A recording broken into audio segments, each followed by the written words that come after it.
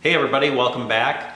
This isn't a brewing video, but it is a video about making beer and some things you can do so that when people ask you, hey, what's the alcohol content of your beer, you'll actually be able to tell them. And what I showed in the beginning is my blackboard that has all my different styles on, including what the alcohol content is, what the calories are, and what the carbs are per bottle. And so I thought what I would do in this quick video is to give you just an idea how you can calculate this yourself if you're interested.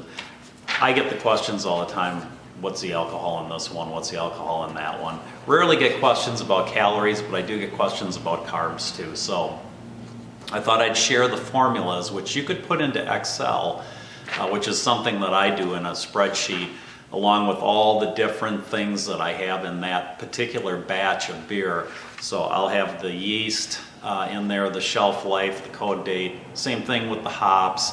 I'll talk about the grain bill, and then I actually go through and talk about in the spreadsheet how many gallons, what was the temperature, what's the fermentation temperature, and what are the dates that I've held it, so that I can look at all of that. And I'll tell you why that comes in handy. If you remember a while back, I had that very tart beer.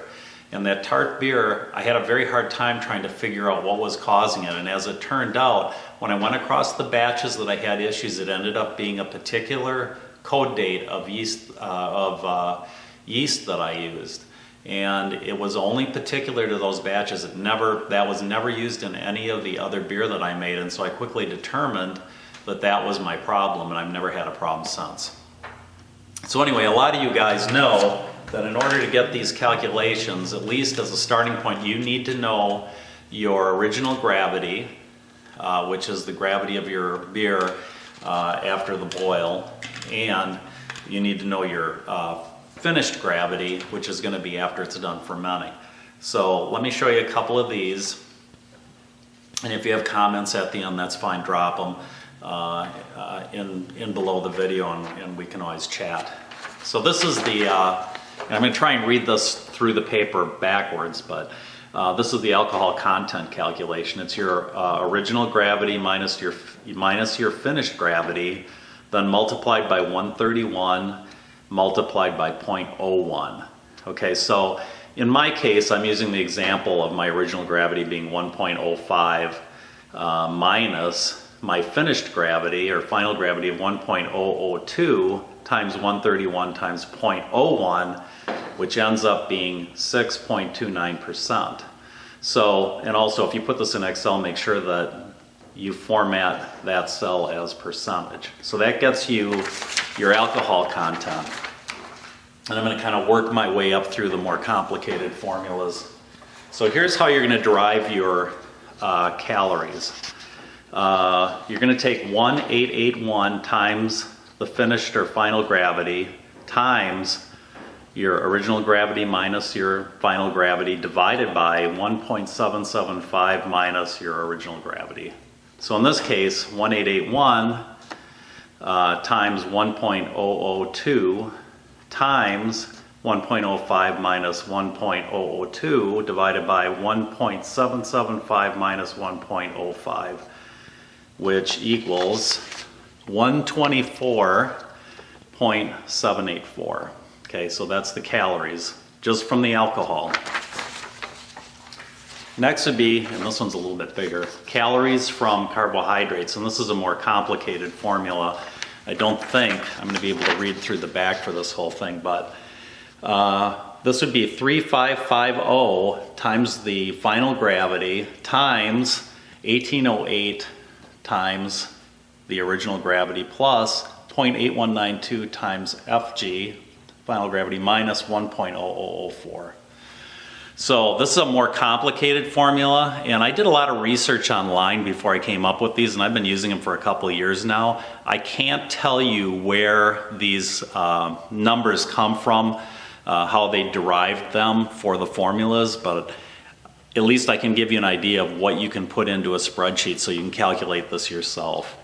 So in this case, to get the calories from the carbs, we'd be taking 3,550 times 1.002, which is the final gravity, times 0.1808 times 1.05, which was the original gravity, plus 0.8192 times 1.002 minus 1.0004, which in this case ends up at 36.56 calories from carbohydrates. So what does that mean?